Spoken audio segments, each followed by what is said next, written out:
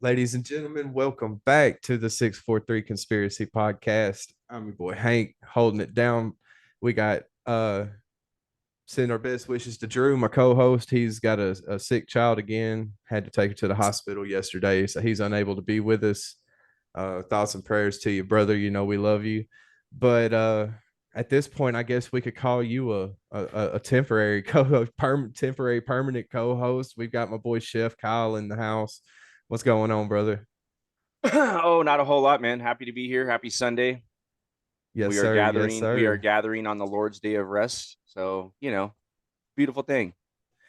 And ladies and gentlemen, we've got the amazing Heidi Love from the Unfiltered Rise podcast joining us today. Miss Heidi, how are you doing?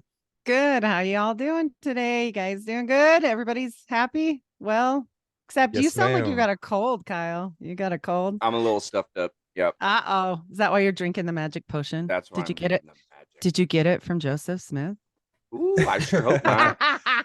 Man, we woke up yesterday morning and it was 43 degrees outside. Oh, is that like not normal for you guys at all? Well, considering 2 weeks ago it was 100. Oh it's my it's just been a gosh. drastic shift real quick, and my sinuses have been just full chaos mode for the last 2 3 days, and it Well, happens anytime the weather that's because flops. But they're spraying us.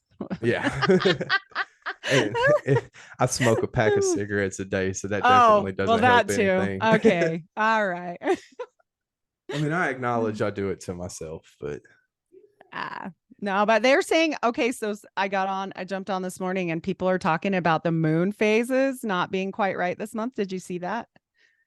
That up like a piece of the moon and people were like all off on their girl problems and everything. And I was like, is this Really? Mandela effect? My daughter, this happened. Like, I don't have that happen. So I have to go to other people because I'm lucky. I'm done. 6 kids is enough kids. Like, come Amen. on. Woo. Yeah. So, but yeah, she said that happened to her too. And I was like, oh my gosh, is this actually real? What? So maybe we were Mandela again. I don't know.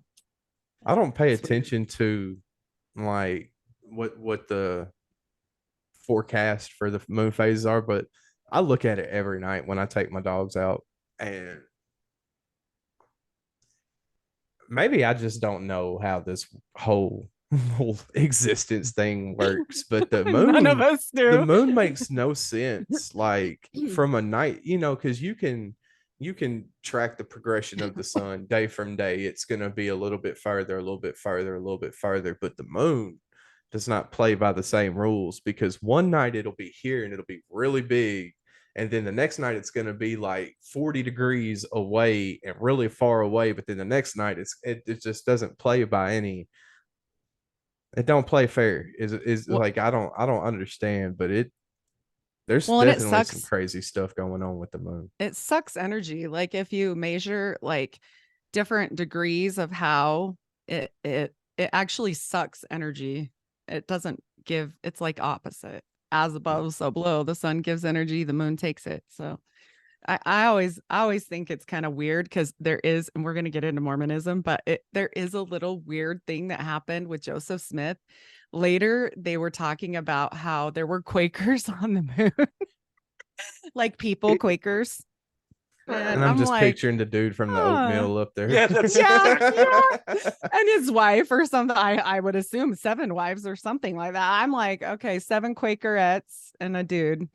I don't know. I'm like, it was so weird. It was such a blip. And of course, the church came out later. Oh, no, no, no. That didn't happen. There's so many things like that that never happened. Don't go look it up.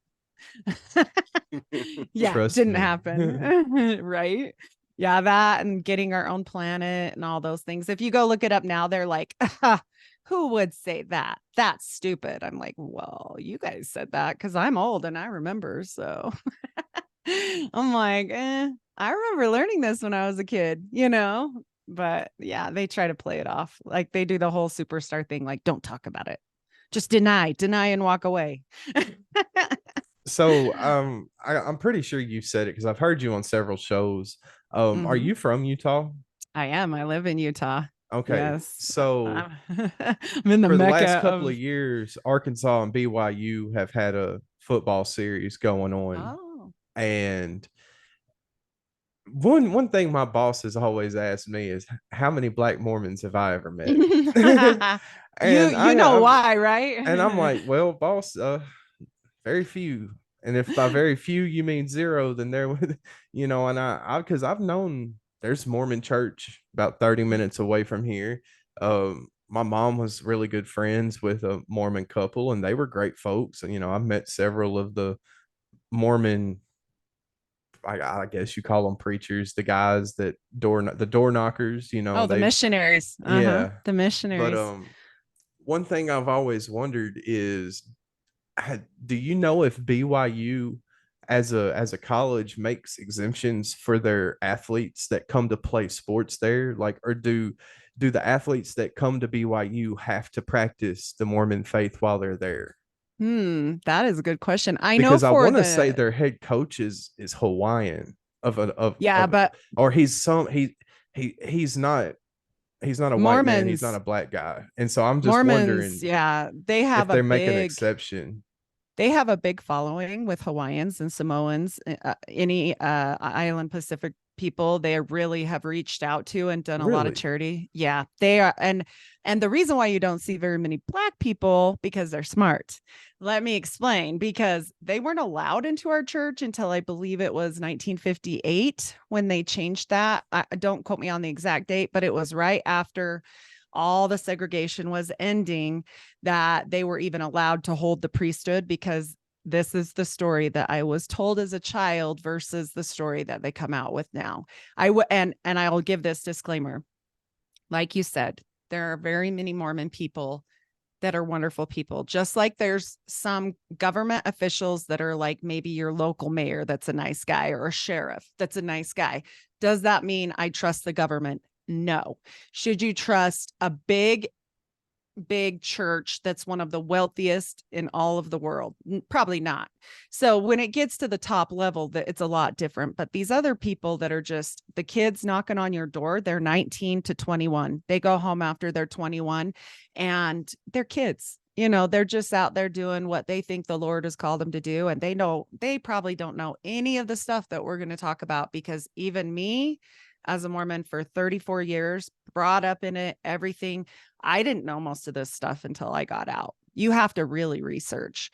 But also, so the story goes is that when there was the war in heaven, and it was between God and Lucifer, and the angels were cast out, the ones that followed Lucifer were cast down with him, and then the ones that followed God went with God. But there were some that didn't decide, and they were called the fence sitters. And if you look it up, like Mormon fence sitter, I'm pretty sure you'll find some information.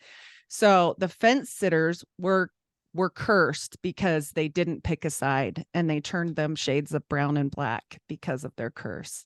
Then there's also the curse of Cain, which they also endorse and believe. And the church was extremely racist and did not allow them to hold the priesthood because they were those things, either cursed or fence sitters in their lineage for a long time, until like segregation ended, until the 50s.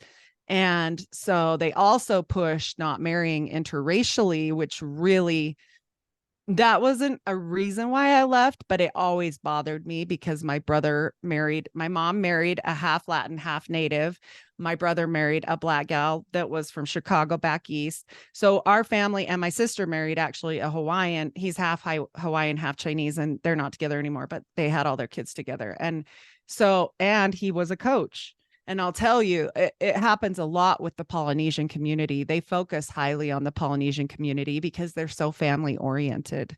Their big trick is when they come knocking on your door is that hopefully, and it's not the kids that have the trick, although they do give them. One of my neighbors went on a mission and he had to come home because of the lovely 2020. And so he told me some things. He's like, they have all these forums. They have this like different apps to like respond to things like that. It's like a salesman type pitch thing. If you get this question, go say this. If you do this, go. It's all pre-programmed. They're programmed. They go to a mission training center before they go out in the field to learn all this stuff. So they're there for quite a while, and they're on their missions for almost 2 years. So long story short, they're hoping when they knock that you have some dead relative dead child or are really family focused, and they'll say, don't you want to be with your family forever? Like for time and all eternity. That's their thing, time and all eternity. Well, when we marry people, we marry them for time and all eternity, even though that's completely non-biblical. Because what does Jesus say? What does the Bible say? That there's no male or female in heaven. There's no marriage in heaven, because when Jesus answered that question to the man who said, which one of the husbands will be this wife, because she had all these husbands die, he said, it won't be that way in heaven. That's why it's always said, till death do you part.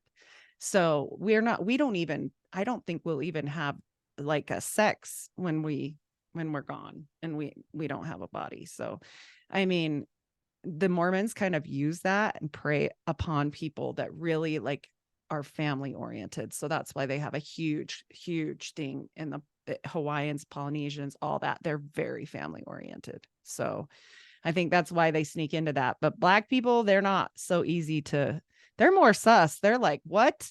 Like they start looking up a couple things and they're like, I'm not going to that church because you guys are crazy. In 1958, you just barely let us in. I'm sure I would have feelings. I would have definite feelings about that. So that's my long story short on that. But yeah, I mean, that's life, you know, that yeah, that's, I mean, back when, you know, it was probably close to 15 years ago. I guess the couple my mom was friends with, they had a son that was around my little brother's age, and they were really great friends.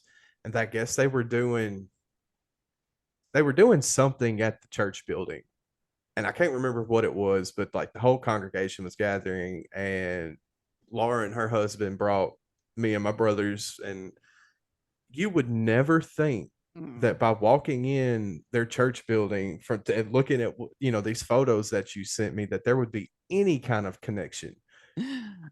No, because here's the I mean, thing. I've And never bought into even, because I've glanced through the Book of Mormon, but to me, I can't take anything covered, one letter cover to cover. I can't give it credibility, because I know that this man is saying he received this from an angel. yes, and I think he definitely did. I And think even if you want he to did. argue that the Bible was penned by man, at least the men that penned the Bible give credit straight to God himself, not Right. some intermediary. Right. Yep. And Like, I well, think people, real quick, I those think Mormon people people fail are to nice. realize that the men that penned the Bible didn't pull these ideas out of thin air and put them down of their own No. volition. It was almost like automatic writing. Not every Well, part of the Bible, because they also put their own 2 cents into it, but all of it was like given to them through the Holy Spirit by God. Like it well, and wasn't there's their own backup. ideas. Yeah. These men There's didn't just pull no. this out of their own ass and put it on paper. Excuse my language. No, you don't have to. I thought it was funny. I'm the thing that my husband always really focuses on with the church is like, if you go look for archaeological evidence of the Bible, you will find it. You will find Dead Sea Scrolls. You will find old things that came from there in biblical times that match up. The places exist. All the things go with it. So if you go try and do that with the Book of Mormon, you'll find nothing except for Joseph Smith. He talked about having this big war in the Book of Mormon on the hill Cumorah, where he lived, basically really close by him, that the church now owns. Now, if they wanted to prove this, there would be thousands of bodies buried in this hill from battle, just like we can go to Gettysburg, right? I've been there. You can go there. You can see that there was a battle that was fought there. You can't do that on this hill because it doesn't exist. And if they wanted to prove it, I would be digging it up and saying, yeah, let's find all the dead people that were in this war that he said that happened and prove it. But they can't. And so instead, what they did is they planted a whole bunch of trees and have now said that they will not excavate it because, we got to save the trees. So, How yeah, convenient. they'll never do anything to prove it because we all know it's unprovable. And with the automatic writing, thing. Like the stuff that was given for the Bible was on scrolls that was put together. It wasn't even automatic. Like the people that wrote each book, they had a Dead Sea Scroll for that scroll, and then that is backed up by the Bible, and it matches really well. Like there's none of, because Joseph Smith did automatic writing for the Book of Mormon, and I believe that he absolutely did. And I don't believe it was from an angel from God. Angels are deceptive, and we're warned in the Bible that you have to be careful, because we never know. And how many times has a fallen angel come to someone? Like I can name a few, and I would love, I'm going to find me a John D expert someday, and we're going to go down this road, because John D saw an angel and what came of it, the Enochian alphabet, and what came of that, multiple religions, right? And the occult. So let's go to Aleister Crowley. He saw an angel. It wasn't AWAS. It wasn't an angel to him. It appeared as an alien. Why? Because he was dark, and he would receive that type of thing. Because what do angels say? If you see an angel, what do they say? The first thing out of their mouth, do not be afraid. Yep. So they're going to appear to you. However, you're willing to like, okay, I can handle this, like this is okay for my brain. So they can appear any way they want. That's all over the Bible. That the Nephilim can take any shape, any human shape, beast, whatever. They can do that. And it's known. So, I mean, what did he do? What was AWAS told Crowley to do? What? Write a book. And he did. And it became a religion, and it's called Thelema. And he wrote the Book of the Law. So, and he wrote many others on top of that. Then we got Jack Parsons, and we go out and playing in the desert with, the Scientology guy, and they're out there, and what happens? The angels tell them to write a book. So they write a book and they start a religion, and it's Scientology. And what happened with Joseph Smith? He saw angels, and what happened? He wrote a book and he started a religion. I'm sorry, there's too many coincidences. That's a lot. Well, you got to remember also what the book of Revelation said about the fallen angels and Lucifer. He said that they're going to appear as ministers of righteousness and angels of light. They're not going to come up as some scary red dude with horns and a pitchfork and big bad uglies that crawl with broken bodies. They're not going to do that. They're going to try to come to you as something they know you'll accept. Except Crowley. Yeah, because he was dark. But see, they he knew, was so but they scary. knew what Crowley would accept, and he wouldn't have accepted something beautiful and of the light. He needed it to be something dark and obscure. Yep. So they obliged. 100. Yep. What's your question, Kyle? So when you left the Mormon church, did you go straight to Christianity, or did you take like a little bit of a break and then kind of look into other religions? How did that play out? I think what happened for me was I always knew Jesus was real. I always had the deep-rooted feeling, because I had a really hard childhood. I was really like abused in every sort of way. And my family was so messed up that I called to God from a very young age. Like I knew that God was real. I just didn't know what to do with this whole church thing, but your whole family's in it. So then my mom got out, and she became a Stevens minister for a Christian non-denominational church. So it was easier for me to go to her. And then my husband as well, he was already saved. And so they both had this good, foundation, biblical foundation of Christianity, because they don't teach you the Bible. Well, they might now, but back when I grew up, it was solely focused on Joseph Smith and the Book of Mormon. The Bible was kind of like, yeah, it's there. It might not be correct because they might have translated it wrong. And that's it. That's all they say. So you don't really focus your time and study on that. So luckily I had people surrounding me that were like, hey, look at this, look at that. Don't lose hope. Don't lose faith. Because I would say 90% of people that leave become atheist. I mean, or Gnostic. And it's sad to me because they don't have the foundation in Christ, because it's not there. We're not taught that.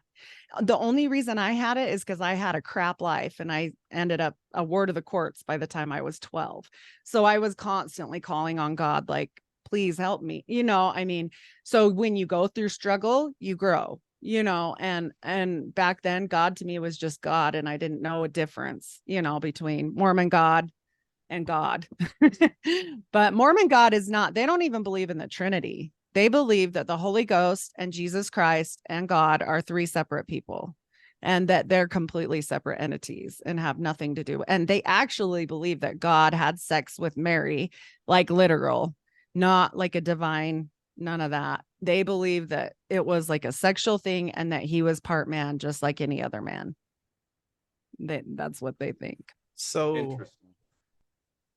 have you ever seen the series that came out a while back called Hell on Wheels?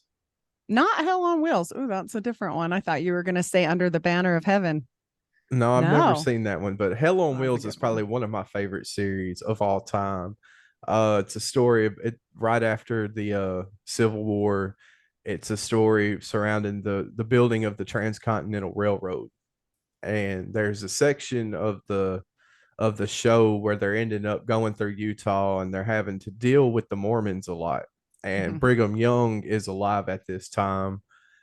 Young. And I was really hoping you had seen it because I was wondering, if you were knowledged in, middle 1800s Mormonism, it was that portrayal of it because they're portrayed in the show as they mention God, but they put all their stock and faith into a man who it was Mhm. almost like the American version of Catholicism. The way Yeah. it was portrayed, they had an intermediary. Brigham Young was the what the line of the Lord, and Mhm. he alone interpreted God's will and all that, and very It's Pope not like ish. And it's more than it's actually worse than the Catholics, because the Catholics don't believe in any direct revelation any further. They're done with it. They study and they do get led by the Pope, but we believe, and I say we because I'm talking about Mormons. I'm out. I don't want to even go there, but I still say it.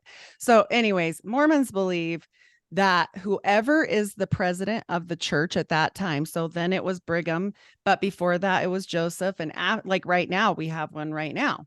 sure. And so they believe that that is a literal prophet, a living prophet who can actually talk to God and receives direct revelation from God. So that whole Sure. thing about the race card that I was telling you that they changed later, that was because God told them to change it, not because of politics, not because it fit good, not because it made sense, but because God somehow all of a sudden in that perfect timing. And that's what they'll say. Well, it was perfect timing. But here's the fun part of it. Brigham Young was kind of a monster, and everybody knew, like, he had tons of wives. He was super racist. There's tons of comments about him saying, like, if you were to find your wife in bed with a black man, it's better for you to spear them both through than to let them live. Like, he was horrible. Like, and so when all that stuff started coming out, the church will turn it and they'll say, but he was just a man. Wait a minute. I thought he was divinely a prophet of God doing the work of God. And what does it say in the Bible about prophets? If they're wrong once, that's it. You throw everything out that they say, right? It's in the Bible. Sure. But the Mormon church doesn't do that. They turn it around and they say, well, of course it was the times. Well, of course he's just a man. Well, of course, blah, blah, blah. He had so many wives because all the men died in the war, and all these wars coming up with, I'm glad moving you across. mentioned Oh, that yeah. Yep. That's, because that was another aspect that in Hell on Wheels was I'm going to watch this. This I sounds really great. hope you do, if I'm not going just to. for the involvement of the Mormons, because Yeah. your main character actually gets deeply intertwined with the Mormons. Oh. But they are very standoffish and oppositional to the federal government at the time. Well, they were in general because And I they know that there was a moved big there. war, pretty Yeah. much a war between the American government and the Mormons. Mm-hmm. Because of polygamy. Because Yes. polygamy, they would not let them become a state. And so they tried to become their own state, and they called it the state of Deseret. And then when that was happening, they wouldn't give them full statehood, which is why their name got changed to Utah later. But that was all because of the abstinence against polygamy, and they weren't going to let it go. And so as long as, and now they say, okay, unless you're FLDS. Now FLDS still follows the same rules that like your show is probably at. Like they still have multiple wives and different things. But the normal mainstream LDS people now have to follow the letter of the law. So they say, okay, you have to follow the law of the world or whatever, Sure. so that in essence ended that war when they gave up on the polygamy thing, but they never did in the temple, and I'll explain it.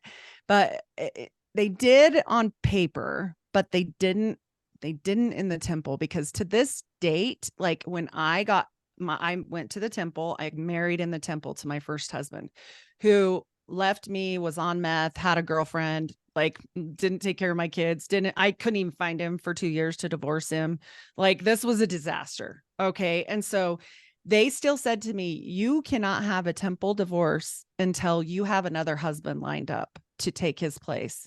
And if you do have another husband lined up and he fits all the qualifications, we still have to write a letter to your ex-husband getting permission for you to go through the temple with him. And he basically gets to decide my fate. Like if he didn't want to, and believe me, he would have not. He never did. I never went through with my second husband. So they get to decide for you unless you go through a whole council and you have to take your case and plead your case and all this stuff. And then it gets one worse, which is when my ex-husband said, I don't care if they do sanction it, I'm not going, is because my son was born. He's my not my first husband, not the guy that I went through the temple with, right? So I said, we have to get him sealed to us because we had this son, in our marriage. And they're like, no, you don't. And he goes, what do you mean? No, I don't. And he's like, well, technically her ex-husband was a proxy for you and you're just going to take over his spot. So like my son is like sealed to this other guy, and my ex-husband, he just lost his mind. He was like, this church is crap. I'm not going. I wasn't sure about it in the first place. This just pisses me off. I'm raising his kids and this guy gets to decide whether we get married. And now he's like the fake heaven father of my son. You got to be crazy. His only child. Like that's his blood child. And he just lost it. Yeah, he was done. He was like, but if it were Kyle, and Kyle wanted to get married tomorrow to another lady and leave his wife and leave that wife and leave another wife and leave another wife, every single one of them would be sealed to him in the temple because he's a guy. And that is polygamy by proxy. My uncle was married 7 times and not one of those needed a temple divorce because he's a man. He's married to all 7 still, like in the temple, as far as that goes. And so they'll try and play it off. They'll try and say they've changed their ways. They say a lot of things, but when you leave it open by proxy and you lock it down for a woman, like that just doesn't even make sense to me. I'm like, okay, I mean, some of my uncles weren't even justified, and it lets the guys just hurry and randomly, rapidly get remarried all the time because they have no reason to not. And they push the not having sex before marriage so hard, even afterward, that, a lot of times the guy will do it just to get with a girl. And then she's just, out of luck. She's out of luck, Chuck. So my boss and I were talking yesterday while I was at work. He knows I podcast and I'm a conspiracy that he calls me a nut because I believe the earth is flat and all this stuff. Like I genuinely believe he stares at the ceiling at night, writhing his fists in anger because I believe the earth is flat. But we got to talking about, I said I'm bringing a guest on. She speaks out against the Mormon church and stuff, and I'm really, I really like her story. And he got to talking about how polygamy was necessary for the Mormons because after this war, pretty much like half of the male population in the faith was decimated, and so the other, like, you had twice as many wives and children out there that needed to be absorbed by other men, and I was just like, if that was for the widows, that really the case though? If that was for the widows and the older women, I would understand it, but they weren't marrying older women. They were marrying 14-year-olds. Yeah. So I don't think so. They could have just let her wait till she was 19 and like maybe a dude would be old enough by then. Like they didn't do that. They were marrying young girls. If they only married older women and they were like, we have to do this and take care of our people, okay. But that's not the case. And which, you know, ironically, here we are in another circular moment. I mentioned to you earlier that these garments that these people wear look like Yes. something from the Middle East. Well, what do you see in Islam? Mhm. Bunch of old cat, and I mean senior Old. citizen old marrying 12-year-olds and stuff. So Mhm. there's you Oh another yeah. parallel. Mhm. Really young brides, sometimes even as like horribly young. Yeah. Like Well, if they 12 can wasn't be, horrible enough. yeah, they actually marry infants and then wait, hopefully wait. But yeah, I mean, they don't care. And that to me, that religion and our, like when I say our Mormon religion is very similar, other than it's like the new age movement of Muslim, I swear. Like, and then they just take out the one name, put in Joseph Smith, and then you're good. That's all they do. I mean, it cracks me up in a way, but then I'm like, well, it makes sense, because if this was sent by a deceiving angel, it should be similar. Like, shouldn't the Sure. story be similar? And I mean, we used to have to veil our faces in the temple. Now they changed this because God told the guy, right? No, because there was like a whole bunch of problems with women saying, like, we don't like this anymore. So they changed it. But we used to have to put that veil over our face when we were anytime in the temple and they were doing something for the priesthood, because we were not worthy, because we couldn't receive the priesthood to even set our eyes upon it. And so it was just certain parts of the ceremony that they had women do that. And now they don't. Now it's different. But I think it's always, the church is really politically correct a lot of times. Like they'll be really incorrect and then they'll go full board correction. Like it's like a flip side, just like with the whole, when the priesthood got given to the people later that were black or brown or whatever, they were like, oh, because it was a revelation. But it was like during that same time frame. So it makes you go, yeah, okay. Same thing. One guy came out and spoke out against the pride thing and all that stuff a few years ago. Well, they took that right back this year because there's too much of it going on. So they were like, oh, well, just kidding. We not that they endorse it per se, but they were like, that was a little harsh. And so now they're like, just kidding. And it amazes me the amount of times that they've redone the Book of Mormon. If it's perfect in its entirety, just like we can compare the Holy Bible to the Dead Sea Scrolls, there's not a lot of difference. There's very few differences. Like if it is, it's like grammatical, and they argue about these little tiny words that are like was or were or something little. But no, it's not like that with the Book of Mormon.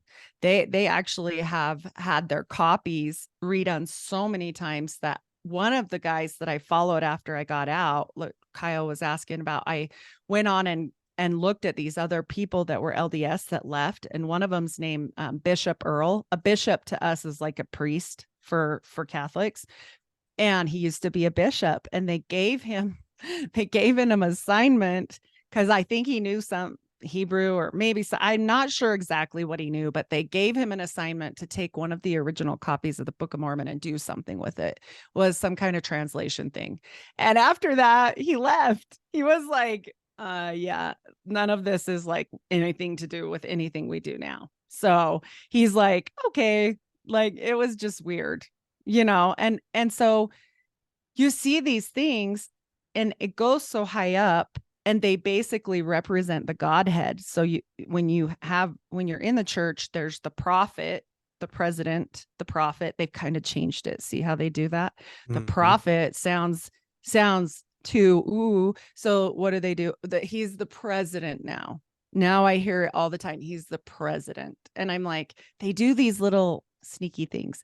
So then he has, his first counselor and second counselor. So what's that? It represents a Godhead, right? So Sure. there's three. And then he has the quorum of the 70. And it's all these guys that like know these deep, deep secrets that are even more so than what I could ever tell you. because there's something called a second anointing. Like we go through and do the ones that I showed you on the paper and I'll talk about with the temple rites, but they do another one called a second anointing that we don't even see, that we and it got leaked. I don't even know who leaked it, but you can go and check it out. And it's basically kind of like when the Catholics gave the people back in the day, they would sell them like their way to heaven. I can't remember those names, but they would say, oh, if you pay us this much money, you can go to heaven and here's your paper. It's kind of like that situation. Like you can get bought in. They'll deny this. They'll say this is not true. But I also speak out in truth for Mormons. Like I listen to a lot of programs where they've interviewed people, and this one girl that they interviewed, and they were like, yeah, they beat their wives and they choose the husbands and all this stuff. And I'm like, no, your family just sounds like they were crazy. Like, no, they don't do that. Like, they don't encourage beating your wife. They don't encourage choosing a husband for anybody. They don't, this is not part of their doctrine anymore. But then these other people come out against it because maybe they had a bad dad or a bad family uncle or somebody, or they were sexually abused in it, which they've had a lot of sexual abuse cases, just like the Catholics.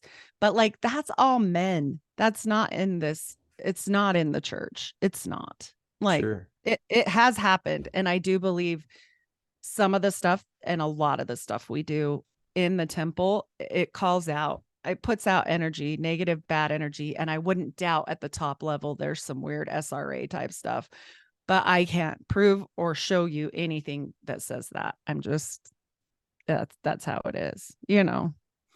So, but there is a lot of Satan-y type worship in there. We got the inverted stars. And when you go in and you first go through the temple, everything is really similar to the Masons because Joseph Smith was a master Mason and he became a master Mason in 2 days. He became a Freemason. And then within 48 hours, he rose up to the level of master Mason, which is really weird because he had an older brother and the older brother died. And they don't know. It was like a real sudden, they were like, oh, sudden illness. Well, Masons are known for like sacrificing their eldest sons to like make it, you know, higher. And then Joseph Smith's son, his first baby that was born to him was a son. And it was shortly after that, extremely deformed, barely lived. And they named it the dead brother's name. And I'm like, there's some crap. And then all of a sudden he's Master Mason. So after he's a Master Mason, he goes through their temple ceremony because they have a temple ceremony as well. And I've spoke to the New York Patriot, who was an OTO member, and I've spoke to a couple people that were Masons, and they say it's the same thing as he's like, you got to go watch a Gnostic mass. It's like very similar. You get naked, you put on these new robes, you guys get naked, you put on this new thing, like you have the sash thing, you have the apron. Like he was talking all about it to me. He's like, you got to go watch. Some parts of this are similar, like the way they don't do this anymore. They used to say they'd slit their throats or slit their bowels before they'd speak a word of the stuff I'm telling you.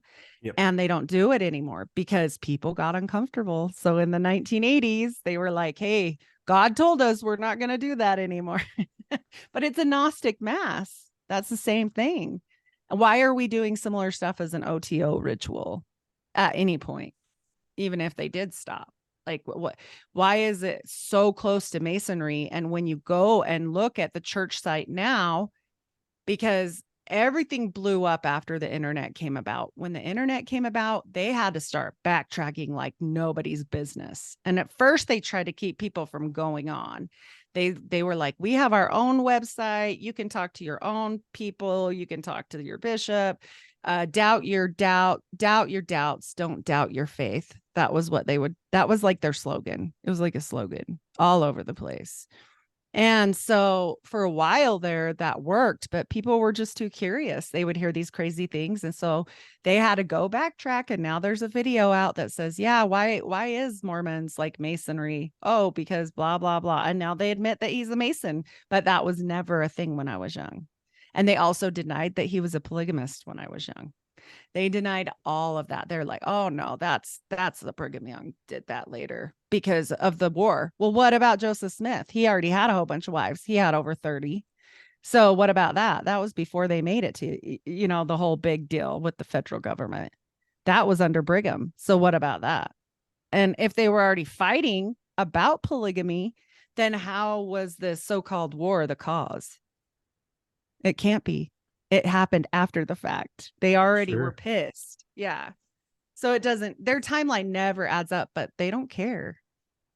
They just push it under a rug and say like, it's fine. We don't do that anymore. So, but wild. yeah, we get the new underwear. Masons get new underwear.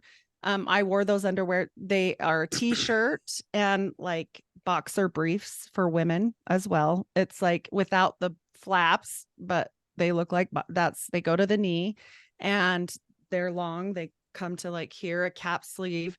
They have a ruler over your umbilicus. That goes sideways. Then they have the square and compass over each nipple.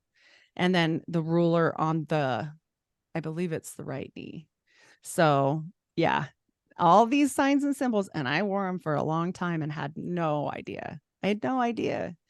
But that's how it is. And the first time you go through, you're going through for yourself. But the second time and third time and any time after that, you're going through for dead people. And I mean, they just put all these names in genealogy bases. That's why they're really crazy about like ancestry DNA is a Mormon based. That's a Mormon based thing. So they own that. They're really into DNA because they want us all to know our family tree as far back as you can get it. And then you take all the names and you do this work for the dead. And they're supposedly waiting in like this waiting area in heaven, like not heaven, but in the beyond for us to do the work for them so they can ascend because they believe in 3 levels of heaven. So yeah. Wow. It's a lot. I feel like I'm over. Sometimes I talk a lot. No, you were perfectly fine. I'm just gobsmacked because I've never heard any of this. I've never heard I'm sitting here thinking, damn, and I really thought I knew This is the something about. basics. Yeah, Yeah. this is the very basics. And like they used to have where we would get naked. Like when I went through, you had to get naked and put this poncho thing on that was open on the sides and sit on this stool thing is like a bench. And come to find out later, it's an altar, which I had no idea. And you're in a little dressing room. No, nothing sexual is happening to you. But the fact that you have to be in there naked, like, and then somebody comes in and blesses you through the sides of it, like that it's a lady. And then I'm sitting there and the only weird part about it is I was like, she's a lady, she can't have the priesthood. And my dumb brainwashed brain was like, where's the guy at? I need a guy for this, she can't do this. And then I asked. I'm surprised they didn't have a guy doing that. That sounds like some weird fucking shit that they would do. Well, I think maybe they used to, and then they probably changed it because they changed everything. They changed that whole ceremony. And then God said, we're not going to do this no more. You got it. Like, yep. Dude, I see the pattern. He told the prophet, yep, you're not wrong. And then it was because so many people were uncomfortable. So now they wear a jumpsuit instead of being naked in this poncho thing. They wear a jumpsuit that zips up and they only do it on your forehead, but they still do the same blessings. They bless your sinews and your loins and all this weird stuff so that you'll go forth and prosper and making babies and all this weird stuff. So as of now, you give it a couple years and it'll probably switch up a little bit. Different. Then they're going to be blessing your ears. Yeah. And your eyebrows. Exactly. Yeah. They change it all the time. It's wild. Like, I think that's a sign right there. I think in my opinion, I think that's a sign like so many changes within that religion, I guess. That has to, like, through generations, that has to be a little weird. Like, well, back in my day, we used to do it like, just like you're saying, when I was young, we used to do it like this. Now they do it like that. And things have just changed so much. And you would think with like a a religion like that, they would try to keep it the same. They don't care And they because they say that God reveals it to the living prophet. It's a little different for the Pope. He has to at least go by guidelines that are already written because they don't believe in any current revelation. So they feel that all the revelation that's already taken place is already done. At least they have a solid foundation. That Pope can do whatever he wants and he may get criticized for it, but he doesn't base it on God told me. Like, he might just do it because he's in charge, at least he has the balls, excuse my language, enough to say, I'm going to do this, instead of like the Mormons who are so soft spoken. They're like, oh, but God said, so it's okay. God told us. And I'm like, no. that's a And cop out. it's a manipulation too. Even the way they speak really, if you watch how they speak at conference or like when they're on television at all, it's a very soft, monotone, very unassuming male presentation to the world, that they're not, oh, they would never hurt a fly. They're just nice old grandpas. That's what they want to come across like. And then you find out some stuff later, which has happened here. We've had some really bad ritualistic sexual abuse cases here that are still open, with like attorneys and sheriffs and all this stuff involved and people at the high levels. And, that case is still open. Some people talk about it already, but I kind of feel weird, like other than the mention, because I mean, you're supposed to be innocent until proven guilty. So I feel weird about going into a full thing on it. But if you look up the Levitt case, it's pretty disturbing. And I don't doubt that there's some things that happened there. Yeah. It's wild. I know. And then let alone like the fact that if you're not married, your priesthood comes from your husband. So I always used to ask my grandma, like, well, what about people that don't get married? Like, what if they're the best people ever? They can't go to the nicest heaven, the celestial kingdom, because they have the celestial kingdom, the telestial kingdom, and the terrestrial kingdom. And they're all separate. They're all three heavens. Yeah. That makes sense because I was floating around on Reddit. Uh-huh. I was trying to find those the photos that you were talking about because I found them last time, but I keep seeing these things and it says terrestrial, Yeah. celestial, and I was going to ask you. Yeah. I had no idea what that even meant, but okay, so those are the So there's three levels three of levels. heaven. And then there's kind of like purgatory, which is reserved. It's not called that. They call it outer darkness. And that's reserved solely for murderers and like people that leave the church and speak out against it, like me. So that's what they say. They say that that's solely reserved for that. And then hell is like, they kind of skirt around hell a little bit. They're kind of like, well, hell is because you didn't do what you were supposed to. So hell is like being on earth, but they don't really come out and say, yeah, you could go to hell, except for outer darkness, which is murderers and people that leave and speak out. And so, or leave. I mean, you don't have to speak out, but if you turn against it after you've gone to the highest level, then they feel that you are definitely going to go to outer darkness. So, yeah. Ridiculous. My husband was like, why are my parents so weird with you? And they're not weird with me because I left the church at 16. I just thought it would be the same for you. But then he mentioned to them one day, oh, she had gone through the temple. So then everybody knows what level you're at, everyone. And so most people in Utah wear that as like a badge of honor. Like if you say, oh yeah, I've been through everybody in my neighborhood has, like, all of them. That's a thing, like they've all, I mean, there will be probably 1 in 10 maybe that haven't. And but if you leave, that's like a badge of like bad. And so his parents know I don't go and that I'm against it. So automatically they're like, ugh, she's going to go to hell. So don't bother wasting your time on her, because they're like still nice to like my husband or like other people in the family that aren't Mormon. Well, because you can still save them, but you can't save me. Savable. I'm an apostate. And once so, you've already been Lord. to the Mormon, once you've already been to the temple, you've done it, and then you leave, you're unsavable. You're fucked. You're shunned. yep. But Unless if I went back and I begged for forgiveness and I went through like the whole excommunication, and then I went to like it's like court, like church court, and then you go in front of all this panel of men and they decide your fate, whether you're sorry or not. And then they give you like, they'll say like, oh, you have to wait a year and you have to get rebaptized like you were never done any of it, and rework your way all the way back up and then go back through the temple. Maybe then.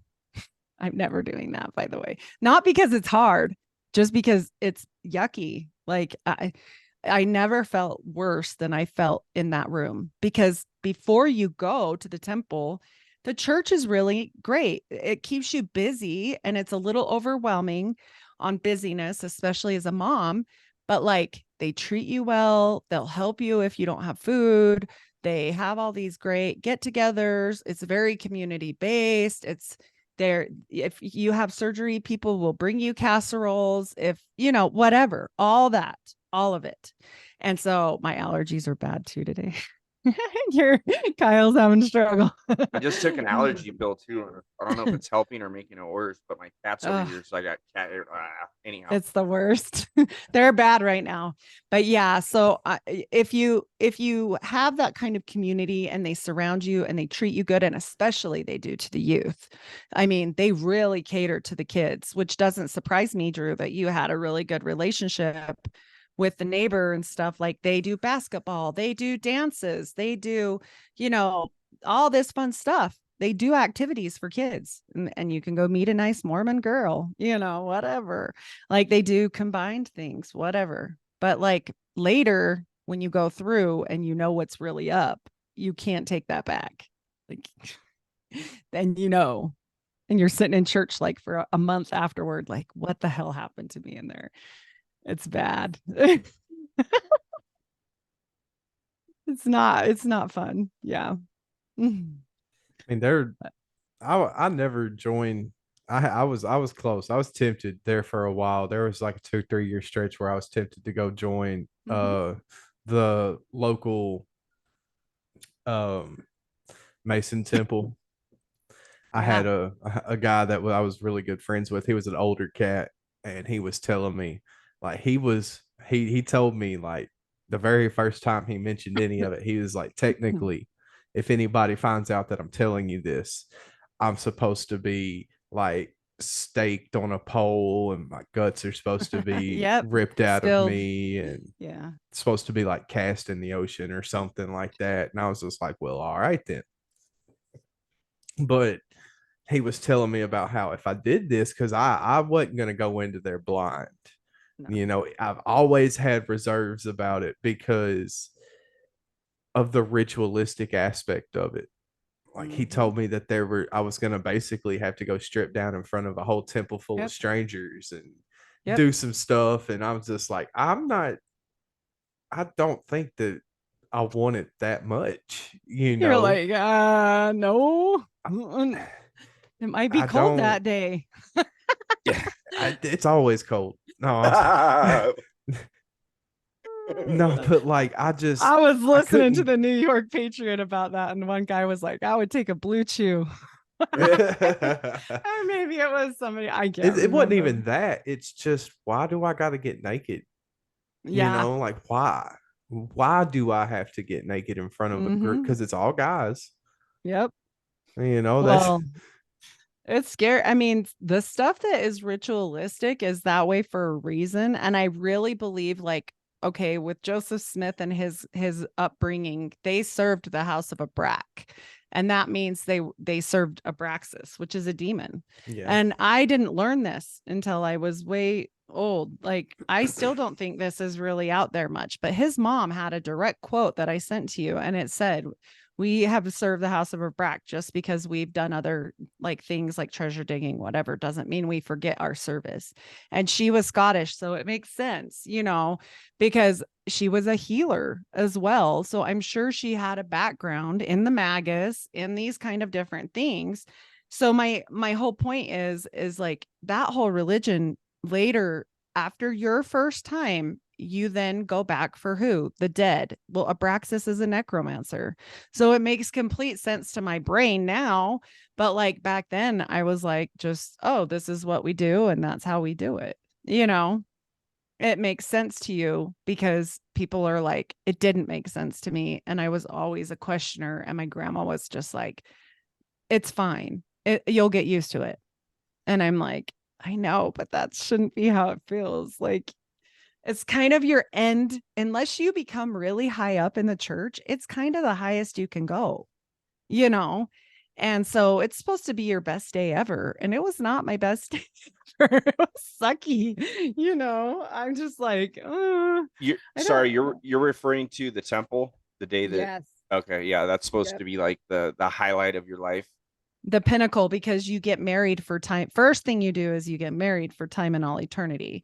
And you do that kneeling over an altar, holding each other's hands. There's no till death do us part stuff. The guy just proceeds over it. He says what he wants. There's very few words, but the one thing they say is you'll be married for time and all eternity. And you look in these mirrors that face each other, which is very occult in nature, and they go on forever. Like when you can see through it like a tunnel of mirrors, that's what they have you look down. And I remember thinking, this just feels creepy. Like I didn't feel like happy or, oh, this is my that's your wedding day. Like in that church, that's your wedding. And if you've never been married before, see, I got a regular wedding because he was a Catholic. And so we had to wait a year and then he became Mormon. But other people, if you were just going to get married, your family cannot come. If they're not Mormon and they don't have the whole card and they're temple worthy and the whole 9 yards, which means you're baptized into that church. That means you've already gone through the temple for yourself. That's a long time. You know, you've got to really put a lot of work in for all that. And so if you don't have that, your parents can't go. His parents couldn't go, like when we went through that. I mean, That's and wild. they wear the dresses that I sent you instead of their wedding dress, and they put the wedding dress on afterward. Or you can put the stuff over the top of the wedding dress, but by that time you got a lot of stuff on, you know. Then you got your garments, the dress, then the robe, then the apron, all this stuff on top. And that apron, one of my guys that I just interviewed not too long ago, he was like, the part that really got me was when you're in the temple ceremony, because it's like a creation ceremony and God's creating the earth and they're like talking to angels and the angels are like, let's go visit Adam. Is he okay? Blah, blah, blah. And then so in the lone world, he's calling out to God and he's at an altar and they used to say Pele El, which means, oh, hear me, false God. But too many people started learning what it meant. And so now it's just, oh God, hear the words of my mouth. But who shows up after he says that at an altar is Lucifer. And Lucifer is the God of this world, as we know. And he shows up with an apron, that green fig leaf apron that they wear. And he says, you better put this on because God's going to know you're naked. And so he gives the apron to us. And then the whole congregation stands up and they're like, please put on your apron. Why are we doing what the hell the devil says? That doesn't even make any sense. Like, what? Why are we doing something like representing, oh, Lucifer brought you an apron, so let's stand up and put it on, you know? And the aprons used to look creepy. I sent you what Joseph Smith's looked like, and it was Masonic. And my grandma, my great grandma, so great grandma, she's gone now, but she told me those aprons were so much better. They were so much prettier. And then they changed to the fig leaves later. And she's like, because they got a lot of pushback because there's occult stuff on them. There's like stars and moons and weird stuff on there. And I'm like, yeah, that's weird. I don't know. Like the more I knew, the more I wished I hadn't known back then. But now I'm grateful, you know, but it just made me question. And you have to remember, like, I lost my whole family after this happened, like, except for my mom. I've never had a good relationship with my in-laws because of this. I've never had, you know, felt accepted by them. My own grandma who raised me after the courts took us, She raised me and she came after me saying that I beat my kids. She brought CPS into it. She filed actual charges. She took me to court. And when she couldn't take my kids away, she sued me for like money. and and my whole family thinks I'm a thief and like a bad person and that I beat my kids. So Wow. yeah. That's how bad it gets. You don't just leave unscathed. You don't just get to go now. And everybody knows, like everybody's like, oh, you know what she did. Even if you slip and like I have cousins that have slipped and like became drunks and stuff later or got into drugs later. As long as they didn't do what I do and say it's not true, they're fine. Like the church doesn't like it, but the family didn't throw him out. You know, the family's like, oh, he's just going through a hard time. He'll be back. It's fine. You know, but if you speak out and you're like, no, I'm done. I'm not doing that anymore. It's crap. I don't like it. Then they come after you. So I don't know if every family would, but that's what happened to me. Yeah, it wasn't fun. It wasn't fun at all. They said my grandma was like, well, and the only reason why CPS didn't happen was because my daughter was 17 and they knew she was close to 18. And they said they could tell there was something fishy about it. And the CPS lady said, okay, well, I'm going to put you on the stand and you're close to 18 and I will perjure you if you are lying. And my daughter was like, I don't even know what she wrote on that paper. My grandma wrote it. They were like, what? So they dropped the whole case. But still, I had to go through all of that. I mean, I was pregnant at the time with our last baby, and it was brutal. Jesus Christ. Mm-hmm. It was bad. And it was all because she heard that I was listening to that Bishop Earl guy and whatnot in my own bedroom on my laptop. And they were like, you're listening to anti-Mormon propaganda. And I am.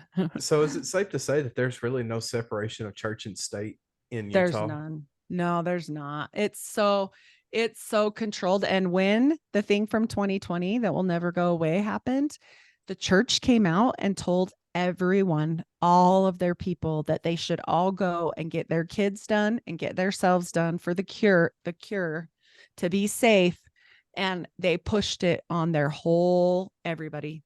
And I was sick when I heard that because number one, there should never be anybody between you and your health except a doctor, probably. You need to decide what's best for yourself in general, but also with what happened with the side effects and everything later. And they just don't even care. I mean, they'll push it again when the next one. They're about to. They will. That well, the I don't church know. I will think they might have stand. put that on a side burner now that we're about to have World War III with Israel. Yeah, Israel. I saw that. My husband didn't know what the heck I was like, this is like part of the prophecy of the end of the world, right? And he's like, and what?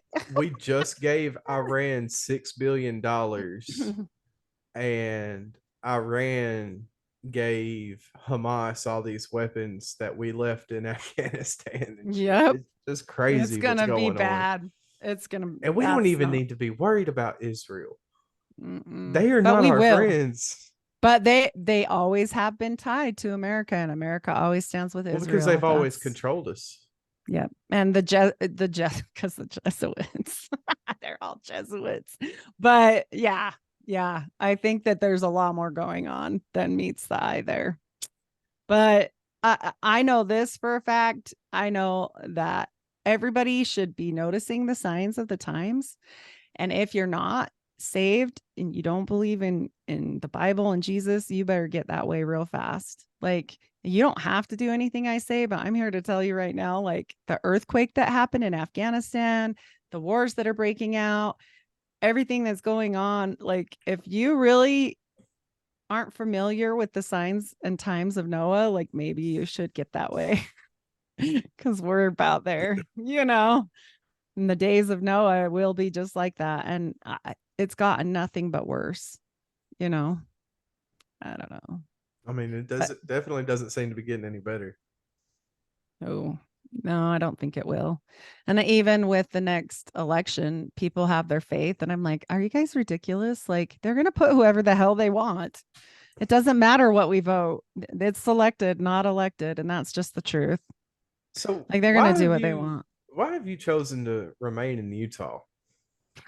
We're stuck here. I would love to actually go, but we have adult children that are all pretty planted, and we have grandkids, and So do your children prescribe to the Kool-Aid over there, or they? nope, nope. But Luckily, they're my spared from the shame that you got, yeah, because I'm yeah, assuming they never made it through the temple, right? nope. They So never they're had not to. looked at under the same No. lens as you. They're Uh, still in their eyes or in their world savable.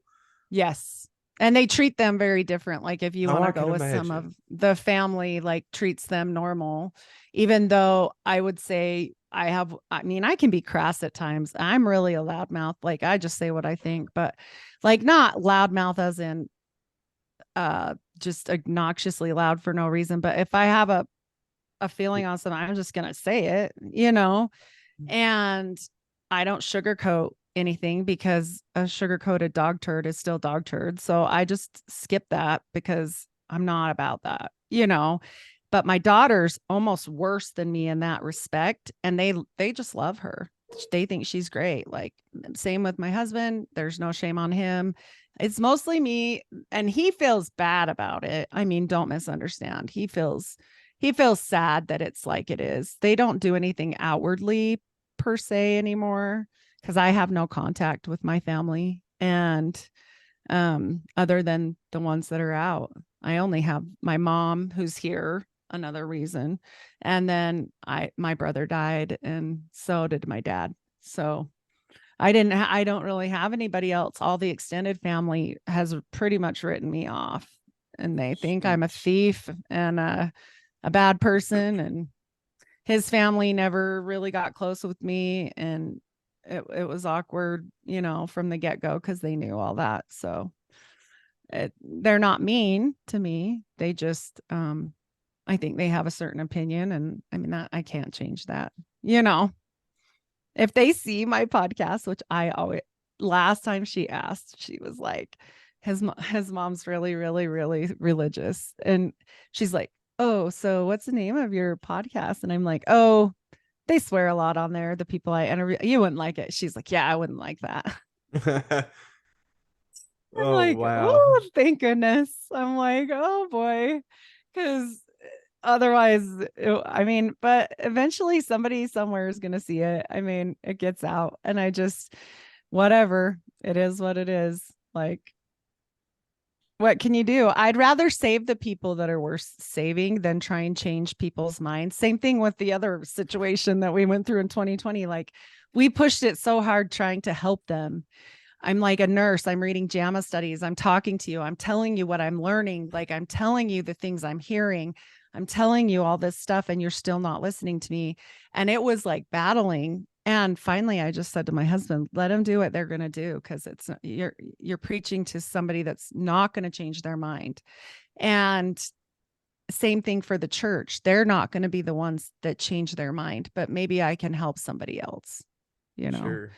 God spared me for a lot of reasons, I think, it both in near death experiences and in this whole situation. And I'm so grateful that I feel like I have to speak it. Like some people don't. It would be easy for me to not. I For never wanted sure. to do podcasting. I never knew I'd do this. Like it was so weird. Well, But that's I what I was pray. thinking, for you to have gone through all of this and to continually put yourself through it on top of remaining in Utah. Like it seems like not too many people are going to choose the least easy path to live, like surely it can't be. I mean, because there's got to be no escape from it. Like, There's so not. are there other, like, are there Catholic churches, Baptist churches? Are there other denominations of Christianity in Utah, or is it kind of, I mean, I know it's predominantly a Mormon state, but like, It's changed leaps and bounds. So in the small, I'm in a not small city, but like not a big city either. It's kind of in the middle. And we do have a non-denominational Christian church now. We do have a Catholic church. And I remember when it went up because they put it right by a Mormon church and it just ticked all the Mormons off. But yeah, Sure. they have a church on every corner. You know, it literally, there is a church almost, it's a joke, but it's real. Almost every block we have a LDS church. And now what they're doing, ooh, they're so sneaky, it bothers me. My husband showed me it on the maps. Oh, look, it's little friend. My husband showed me on the maps. And, you know, the Mormon churches used to be shown with the angel Moroni blowing the trumpet. And then the Christian churches or Catholic churches or Baptist churches were shown with a cross because Mormons don't like the cross. They'll never wear a cross and they don't like the cross. And so my husband went on the little map thing the other day and he's like, you know, they changed them all to crosses. And I'm like, what? And he's like, yeah, all the LDS churches now have crosses on them on Google Maps. And I was like, that is so not okay because they're probably getting people that have no clue and then they're already in it. And like I said, it's great until you go to a certain level. And I guess if you really buy the Kool-Aid and you're a person that's like, yeah, I think this is great no matter what, they probably are really happy with their decision and doing all that stuff. But like, they're not going to go learn anything, you know? So they're welcoming, they're helpful. Now they're leading probably people to the church that were just regular Christians looking for a normal Christian church. So are there like for every physical separate church building, is there a temple for Mhm. that church building? They do it by the population. So like in the city I live in, there was never a temple here. We had to go to Ogden. Ogden's a little closer. Yeah. Like there's Salt Lake and then there's like Davis County and then there's Ogden, which is Weber County. So in Salt Lake County, they had the big temple that's been there forever since Brigham Young and all that. Then they started popping up everywhere. There's all these little towns about every 15 miles and now they have one halfway through to my town. They have one in my town. They have one in Ogden, which is 10 miles away. They have one in Logan. I mean, they have them just, it's all dependent on population. So if you have a certain amount of population, they'll build a temple there. And actually they built it right down from my grandma's old house. She would have been so happy if she were still alive. uh I to wasn't. I wasn't at all. I was like, oh, but yeah. Ogden's a You, big deal in Hell on Wheels. Oh, You'll Ogden, yeah. And Ogden had a temple there, and they're redoing all of them right now, which there's a complete grid system underground in Salt Lake, and I believe in Ogden as well, I which think is Ogden's where the Transcontinental Railroad came to completion. I think it was in Vernal, but I don't know for sure. Like Well, Promontory Point or no. yeah, Yeah, but it's all close by. And there is a big rail station that has like all kinds of old fashioned stuff at the sure. Ogden rail station. But it's wild to me how much like it's changed. The temple used to be like only in big cities, bigger cities. Now they're making all of them like pop up everywhere. And I mean, because they know they are big preppers. I will say that they have a really good basis for like end of the world type prepping. They really push that. So I'm assuming it's going by the signs of the times that they're building more and more temples, you know. But I don't know for sure. I'm not in anymore, but I know they're everywhere now. And they didn't used to be. They're popping up. And you can't go in there. Like if you tried to go in there, like they would arrest you. Really? Like you can't go in there. You can visit the temple grounds and they decorate them really pretty at Christmas, but you cannot go to the temple and it's surrounded by gates and everything. You can't fake it either. Everything's out. They're not dumb. They got digital now. Everything's digital. You can't mess around. You won't get in there. Hmm. The only people that have gotten in there to help like break this all open is people that stayed members that didn't believe in it. And they wore like those Google glasses and they like recorded the whole thing.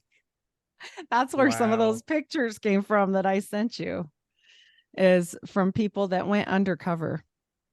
That's how bad you got to do it. You got to like become it. Like, and it takes at least a year and a half. So if I yeah. were to just pop up to the Mm, church yeah. and say, "Hey, I want to join your church," it would take me about a year and a half to I'm Yeah. even thought about getting to the temple part Yep. of. That's crazy. Because you have to be a member for a full year.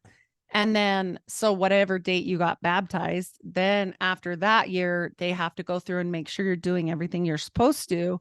So you're supposed to be, and some of their rules are good. They're So I would supposed to have to be, be rebaptized under their yes, thing. to the Church Okay. of Jesus Christ of Latter-day Saints. They don't baptize people to God. That's exactly the words they say. You are now baptized as a member of the Church of Jesus Christ of Latter-day Saints. They don't baptize you to Well, see, God. I feel like I should get a pass because I was baptized in the Church of Christ. We just don't have of the Latter-day Saints. I mean, I figure we're all Latter-day Saints, ain't we?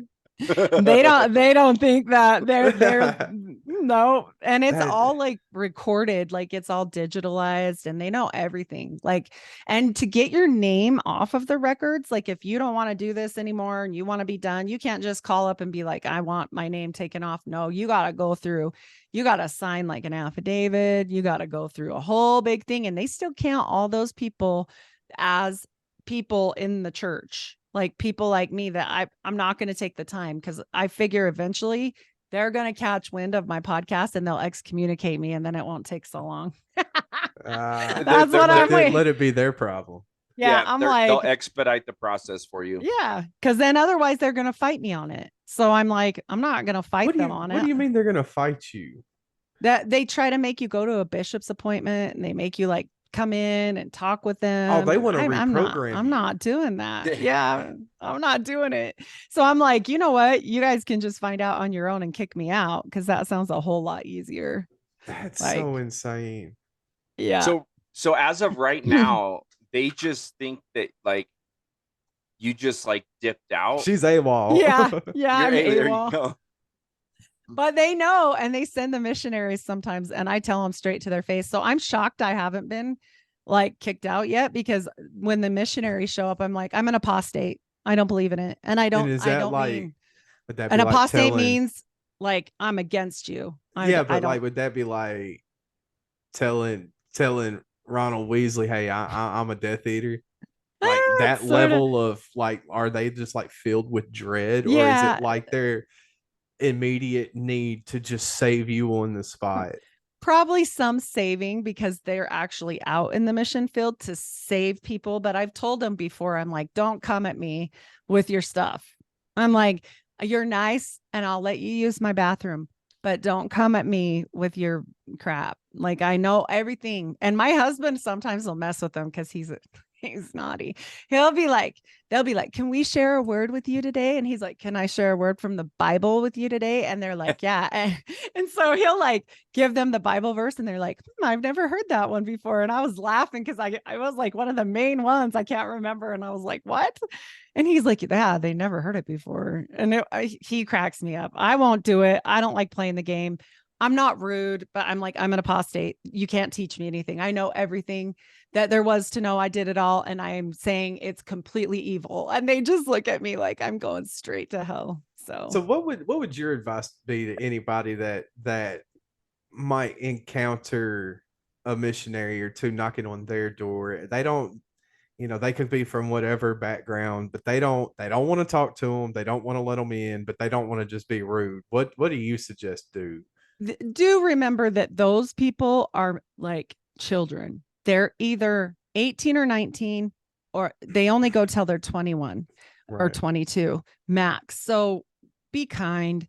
They get enough doors slammed in their face. I'm still a Christian at the end of the day. Like the one girl, the last time, she was like, I really got to go to the bathroom. And I'm like, oh, I would never make somebody not go to, like, you can use my bathroom. Like, what? Like, Yeah. that's fine.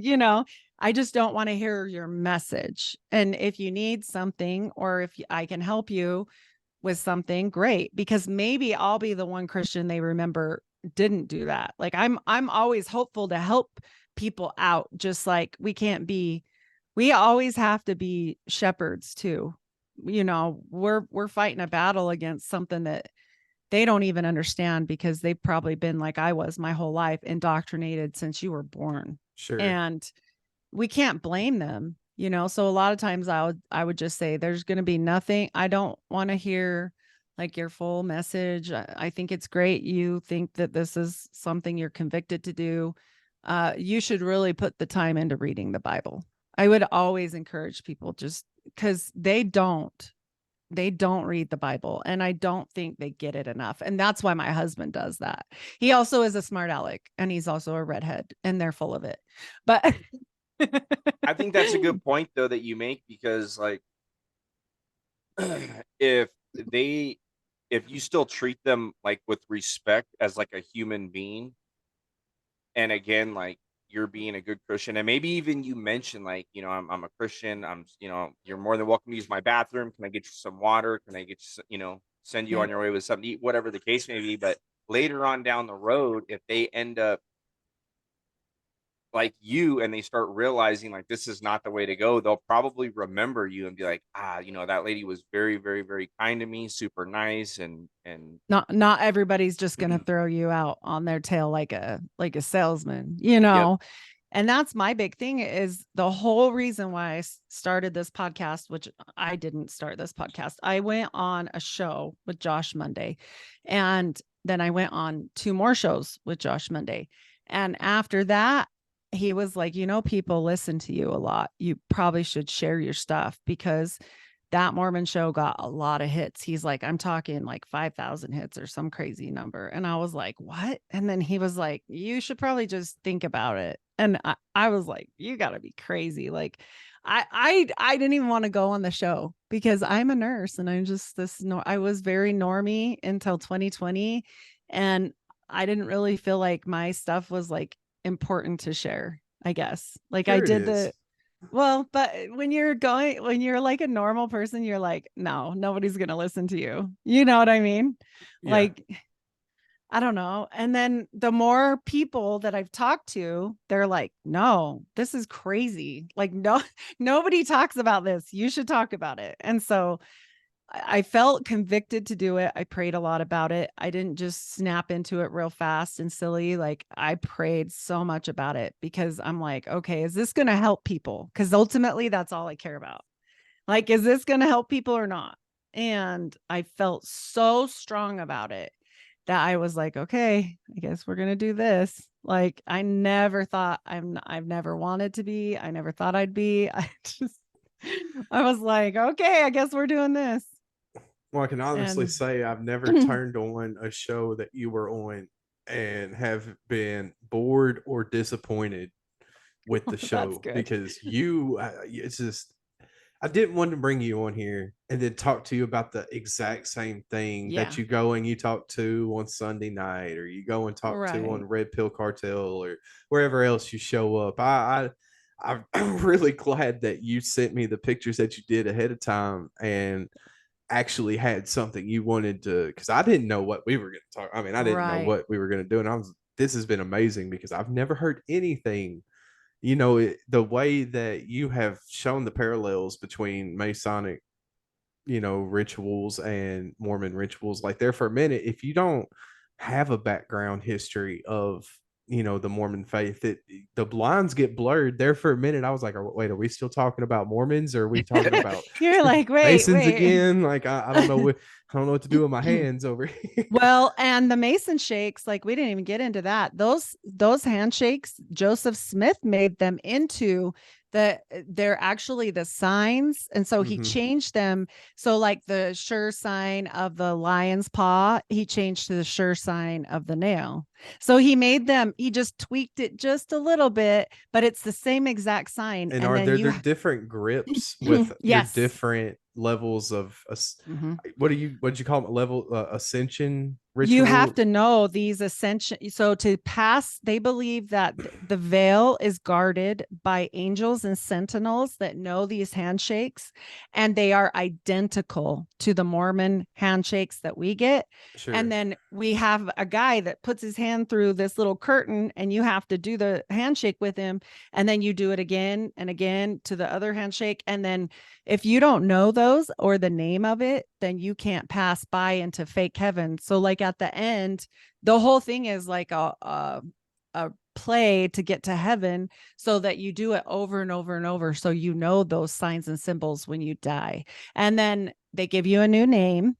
And my name, I told to my husband, my name was Abigail, which I shouldn't tell anyone, but this is all, I refuse to hold secrets. Like a lot of Mormons, like Mormon stories and the Mormon podcast, they say we're not going to talk about it because of respect. And I understand their position. My position is I will refuse to keep anything in the dark because I'm helping people into the light. I'm not going to keep things in the dark that are crap, because God put me here and this is why, and that's what I'm doing. So if I don't come out with it, then I don't even need to be here. Like, I mean, entertaining or not, I'm trying to save people's souls from like necromancy and weirdo stuff. So anyway, you give your name to your husband. He will go through the veil. He gives the little signs and the handshakes to the guy. He goes through the veil and they ask him his name, and that guy's God, fake God behind the veil. And so he gets pulled through, and guess who calls my name? Not God, my husband. Because he is my God, right? And I'm not like one of those women that are not, like, I believe in the Bible and I believe the man should still be the head of the household and in a lot of ways, but like we still do everything together. Like he's the head in a certain way, like biblically, or if there's a major decision and we really differ on it, okay, but he's always going to listen to me because he loves me like Christ loves the church. So he loves me enough to know that if I feel strongly, I'm going to be not happy. So we make every decision together, which people make this so weird. And they're like, well, you have to bow to your husband and you have to bow to patriarchy. And it's not that. In the Mormon church, it is that though. They do put that over on their wives and they say, I'm the priesthood holder. Your 12-year-old son has more authority than you do. Yeah, no. Fuck that. Yep. Your 12-year-old, any boy that has the priesthood, he has more than I have. And so at 12 years old, they get their first stuff and he has more than I got. And so if I'm sick and I need a blessing, where, by the way, they're real loosey-goosey on the laying on of hands, which in the Bible, it says be real careful about laying on of hands. You don't just want to throw that around. They do that when you're sick. They do that when you're need help with something. They do it all the time. And then they give you a special blessing. I haven't mentioned this in other ones, I don't think. They have a patriarch in your church, and they give you a prophesying blessing and tell you what tribe of whatever you're from. Like all the Mormons are from the tribe of Ephraim. So like, but if you were brown, I bet you'd be like the tribe of, Lehi, because he was darker, whatever, you know what I mean? So they tell you what one of the 12 tribes you're from, and they give you this blessing on your life. And they say like, you'll go on, you'll have kids, you'll do this, you'll do that. Like it's fortune telling almost. And they anoint you with oil to do this. And it's like super private. And I can't find mine. I looked everywhere because I was like, I'm bust this out. Maybe I should get a copy before they throw my ass to the curb, but because they'll send it to me. But I'm like, that seems so weird. Like when it says all over the Bible, you're not supposed to do future telling, stuff like that. So why are they doing that? They put this blessing on kids when they're like 16, and you're talking about their whole future and how you should be strong in the church and strong in the faith. And a lot of it's basic, I'm sure. Just like my special name. I thought my name was super freaking cool. I was like, oh yeah, I got this cool name. And then I'm like, what if you forget your name? And then I talked to my grandma and she's like, oh, don't worry. You just call and tell the temple what day you went through and they'll know what your name is. I'm like, why? She's like, because all of them got the same name that day. I'm like, oh, okay. That is cool. So crazy. It's almost like a way to keep tabs on you. Yep. And well, the Masons get new names when they go through.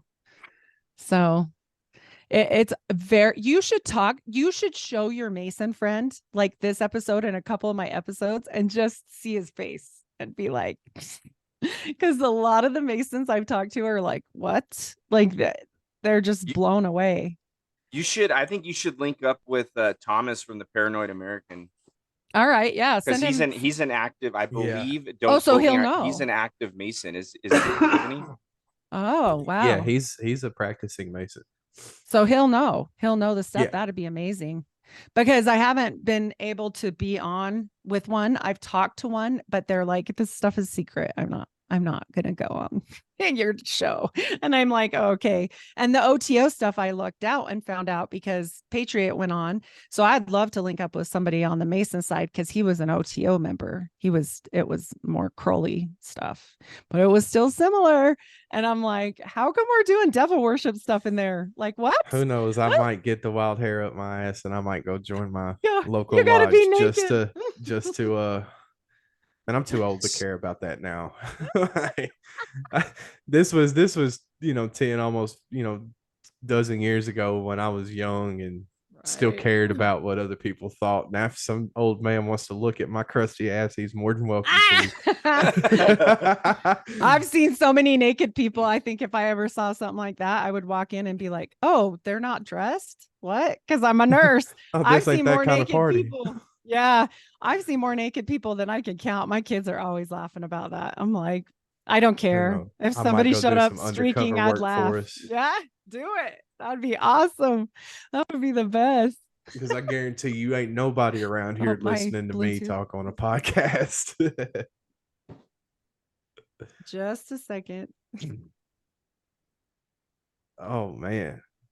This I'm just mind blown. Truly, just I'm just thinking about everything she's said since we started, and I'm just wow. Guys there? Yes, Yeah. ma'am. Yeah, that's a lot. Every once in a while, my earphones like to play this game that they aren't connected anymore, and I have no idea why it does it. So It's Do you okay. hook I'm up like, your stop earbuds? it. You Bluetooth them to your computer? Uh-oh, now I'm losing sound. What? I We mean, can that's hear what I you. do. I Hold just on. Bluetooth one of my earbuds to We'll the just laptop. change it.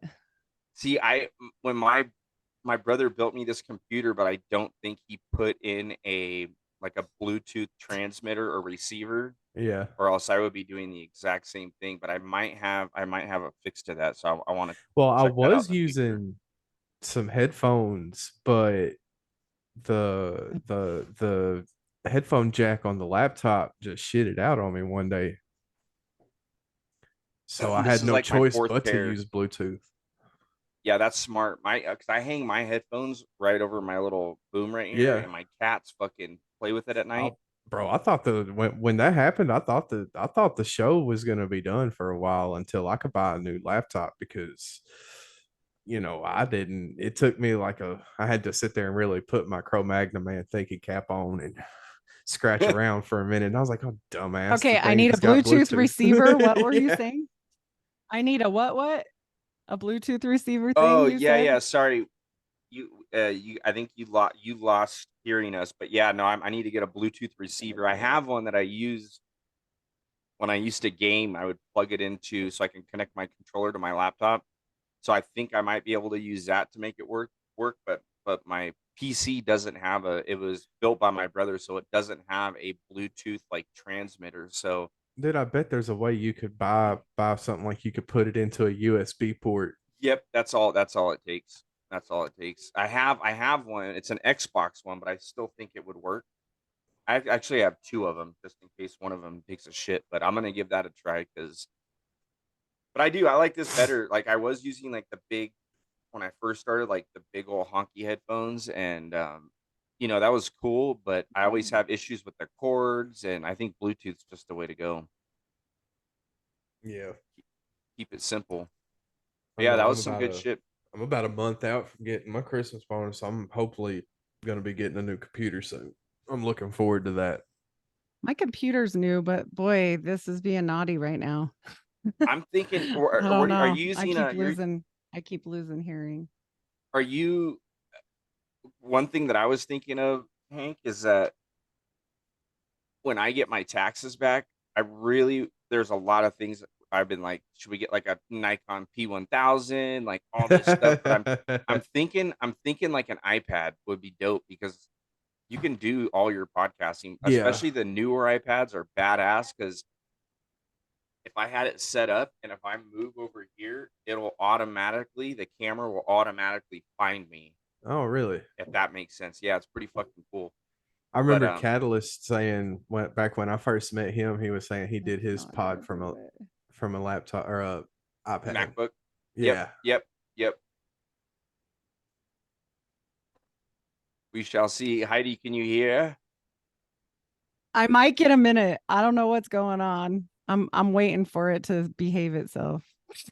I'm hoping it will. I'm so sorry. No, you're fine.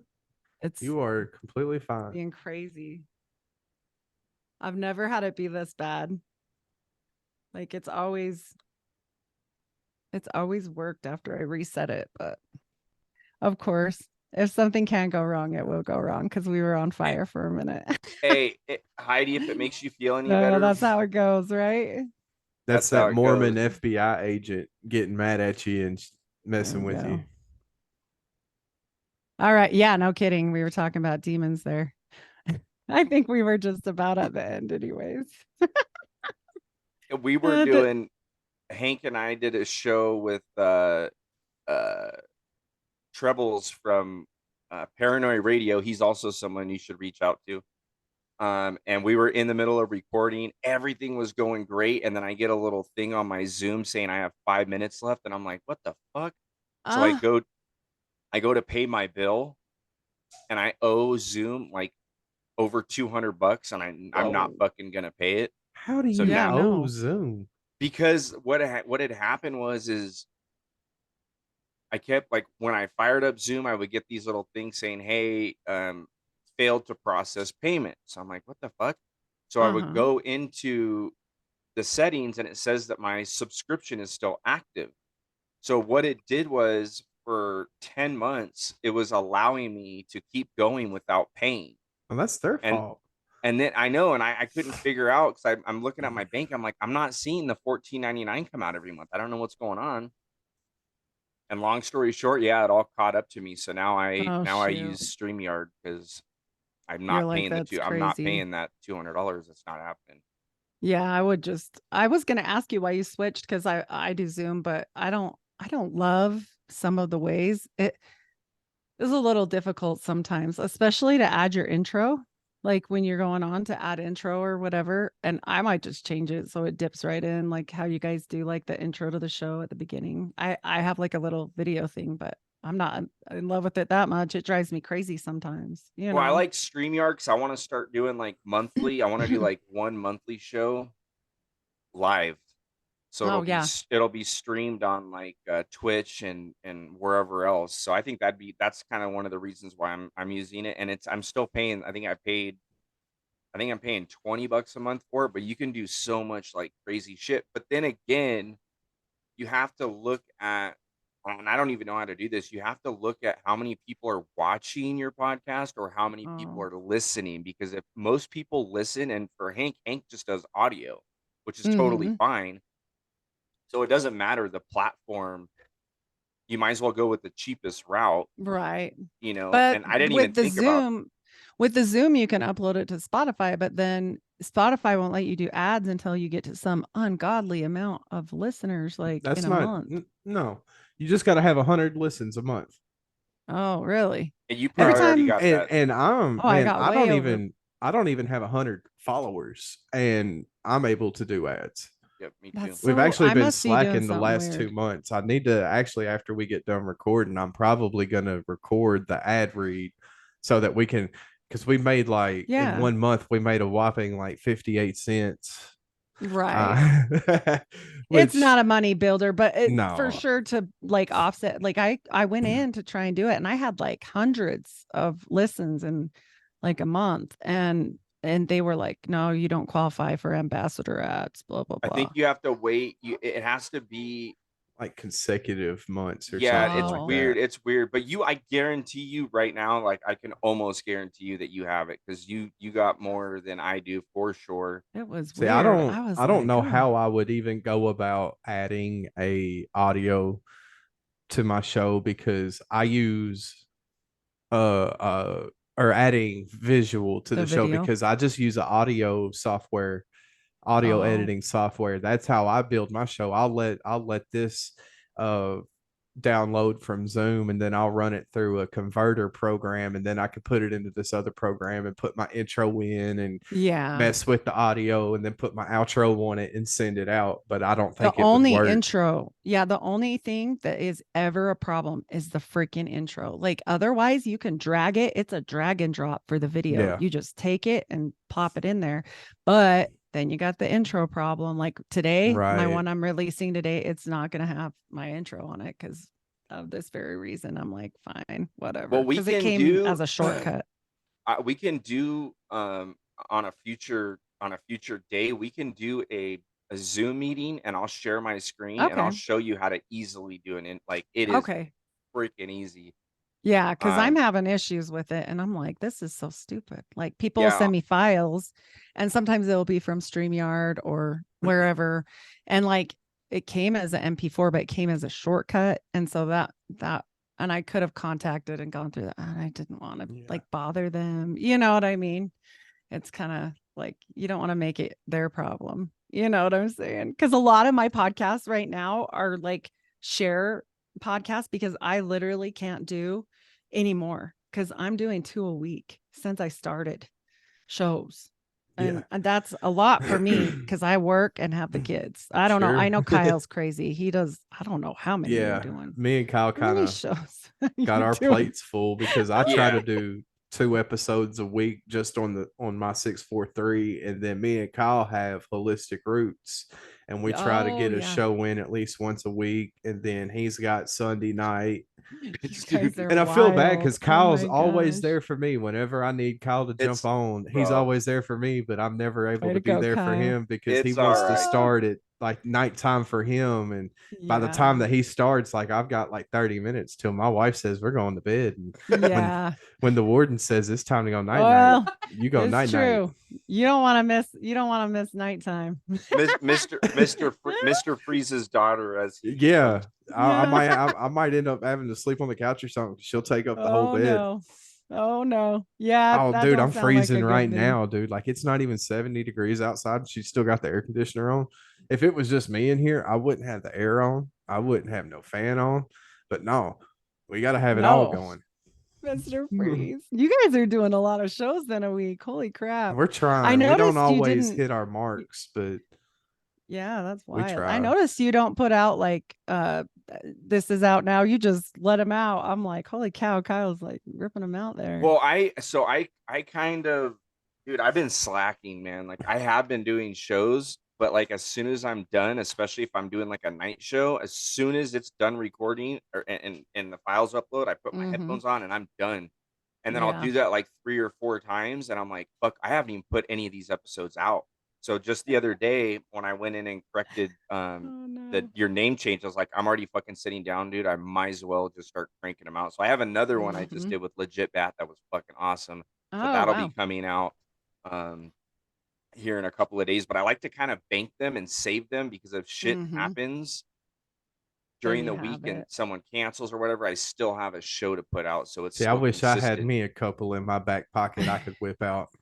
I have some back pocket, Well, but the thing about mine are all like how he was saying, I'm glad this show didn't do that. But a lot of times they want to know certain things, and then you're doing very similar stuff for me because I'm interviewing on other people's shows. I'm not having people on my show yet because I have no time left. Like it seems like I'm doing them all the time or trying to upload something or doing something for it. And I'm like, I got kids, so we homeschool and all that. Well, it's like Montessori, but they require a lot more there. So, like, you have to go chaperone, you have to do things. So, I'm like, oh, that's how it's going to be for now, I guess. Oh well, hey, I the jump on the education is taverns, yeah, different tavern shows that you guys do. are they does I know you were on Friday, right, Hank? No, I wasn't able to make it. No, oh No, shit, we've been yeah. having our hot water heaters pretty much shit the bed, and between that and we had one kid that decided that they were going to become the devil incarnate this weekend, and I had to work all day Saturday, so I didn't get to go hop on the tavern. I wanted to. He invited me on. I was wanting to be there for Ghost's return to the tavern, but I was Oh, unable well. to oblige. I'll It be on there again soon, though. I'm sure. it was pretty early though. It was earlier than normal. I think it was what, like Was it? 4:30 your time. Yeah, Oh, see, I it, wouldn't have even. I would have been 2.5 hours late to it anyway because I get off work at Mm. 4:30 my time. Yeah, I didn't get invited to the one this week, but then Davey invited me to one, and then I was already on the Christian one, the coalition with Drew. I just Oh And saw that. yeah, so I just I saw was that. like, I'm sorry, I I've got to can't. listen to that one. See, I'm glad a lot of people drop stuff during the weekend that I follow because by Friday I have no podcast to listen to. Right. I've Yeah. done burnt through everything from the week, and so it gives me a nice little Monday Like and a Tuesday. I'm refresher. like, yeah, Yeah. because I while I'm at work, that's all I'm doing is listening to Hmm. podcasts while I work with That's what I do. one Yeah. earbud One in ear. Yep. and That's getting me on down the too. road. And Yep. everybody That's what I knows do. just when you're at work with Hank, you just got to speak up a little louder. He can hear you. He'll hear you. I'm I just listening. tell I'll him be to give me listening the to Ghost signal. and I'm, Ryan yeah. and whoever and looking folks in their Oh, that's face, funny. listening to three people talk at Ah! once. Hey, Follow, looking at your wife lips. probably appreciates all that Well, no, I multitasking. don't play those games around her. She Ah. no. But it teaches you to multitask other things. So Oh that's yeah. good. Yeah. Because guys Yeah. Because sometimes I aren't mean the best at that. I used to not listen to podcasts like, but it wasn't too long before I started mine that I even got on the podcast wagon. Like it might have been 3 or 4 months before I started my Oh, show wow. that I even jumped on the train, and I was a music guy. Like even now, Right. there's a song playing in the back of my head while we're having this conversation. Like the jukebox is just always on, and I just reached a point where I was at work. I was like, I cannot listen to fucking music anymore. There's only Right. so much Pandora and music out there. Like I've listened to it all. I Mm-hmm. listened to it all. So I was like, let's give podcasts a try. And then that led to me being so interested in stuff that me and my original co-host started one up. You're like, here we Like, are. and it's been about what that was April.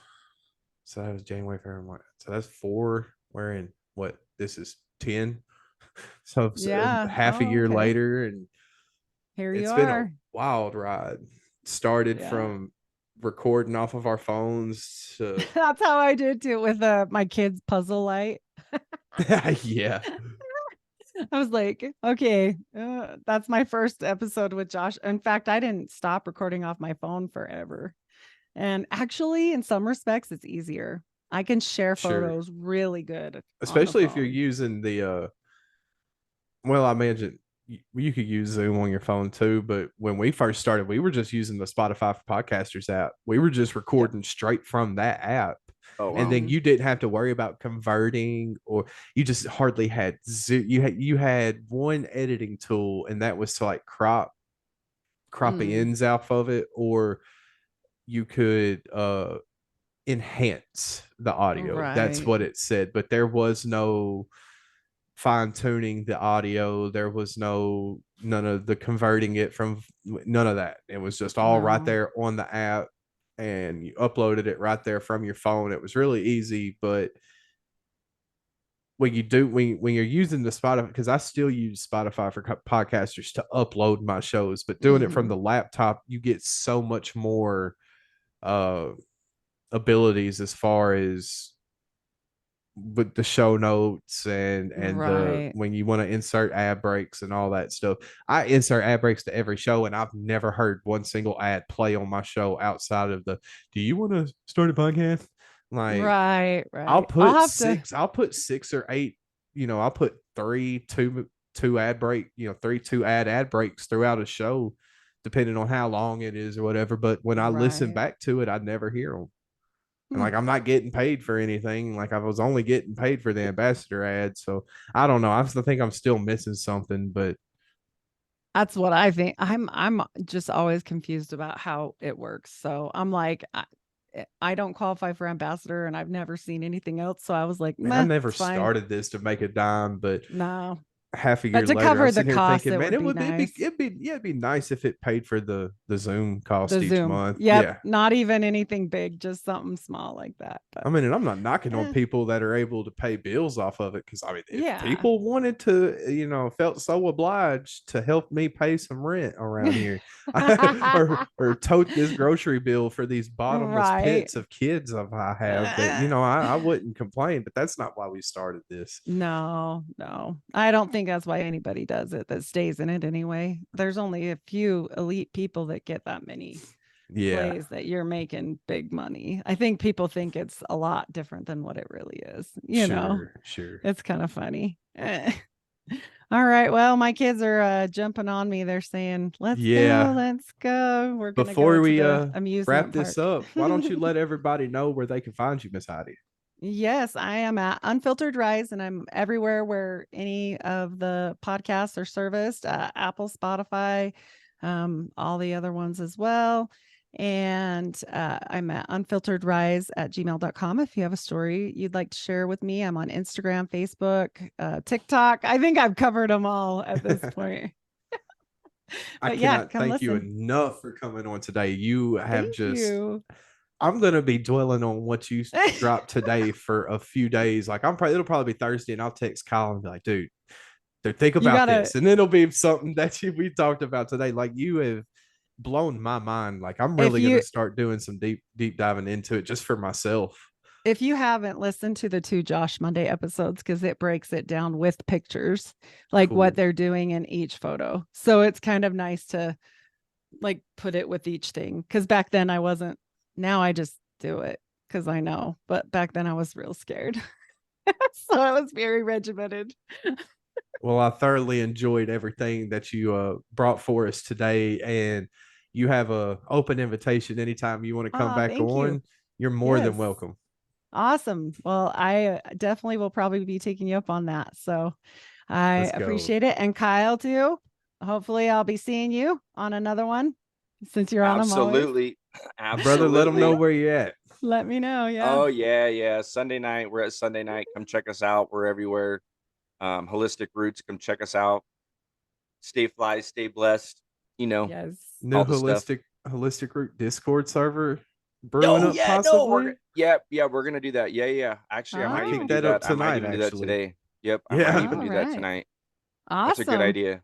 Thank you for So reminding me about we'll that. be spreading that around, because I almost set it up yesterday after work. I was bored, and I was like, "Nah, I better get with Kyle." I Hey, was bored. either or, man. Either or. This is a anyhow. I Yeah. don't know what I was Collaboration, gonna huh? say. It's like, yeah, it'll be fun. It'll be Yeah. fun. And then even Heidi, if you ever want to hop on there and talk some holistic stuff, that'd be dope. Yeah, absolutely. That For sounds good sure. to me. All right. Well, Sounds Hank, like a ladies thank you and- plan. again, brother. Thank you All again. Always a right. Yeah, pleasure. brother. Thank you for Thank coming on with you. me, holding it down. Like I said, you might as well be a permanent co-host of the show Permanent at this co-host, point. Kyle. I'll take it. I'll take it. All But right. ladies and gentlemen, we thank y'all for sticking with us to this point of the episode. We love y'all, and as always, we'll catch y'all next time.